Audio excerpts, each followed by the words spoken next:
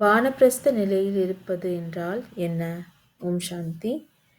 உங்களுக்கு நல்ல துணிமணிகள், நல்ல சாப்பாடு சாப்பிட வேண்டும் என்கிற லேசான ஆர்வம் இருந்ததென்றால் கூட, அப்படி நீங்கள் அழகான துணிமணிகளை அணிந்து கொண்டீர்கள் என்றால், உங்களது புத்தி அதன் பக்கம் அலைந்து திரிய ஆரம்பித்துவிடும் மற்றும் நீங்கள் தேக அபிமானத்தில் வந்து விடுவீர்கள். ஆகையால் இந்த பொருட்கள்தான் உங்களது இலக்கை அடைவதற்கு தடைகளாக இருக்கின்றன. ஆகையால் தந்தை கூறுகின்றார், நீங்கள் உங்களது எளிமையை தக்க வைத்துக் கொள்ள வேண்டும்.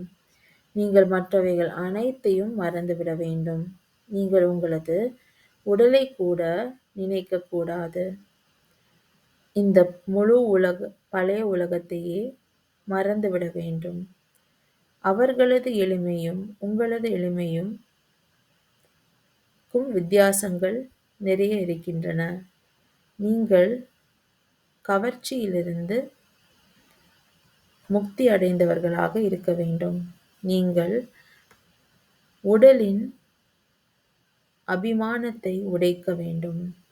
அப்படி நீங்கள் ஒரு விலை உயர்ந்த சேலையை அணிந்து கொண்டீர்கள் என்றால், நீங்கள் விரைவாக தேக அபிமானத்தில் வந்து விடுகின்றீர்கள்.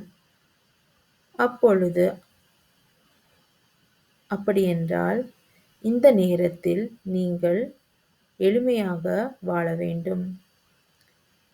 எளிமையாக வாழ்வது என்றால் வானப்பிரஸ்த நிலையில் இருப்பது. இரண்டுமே ஒன்றுதான். ஓம் சாந்தி.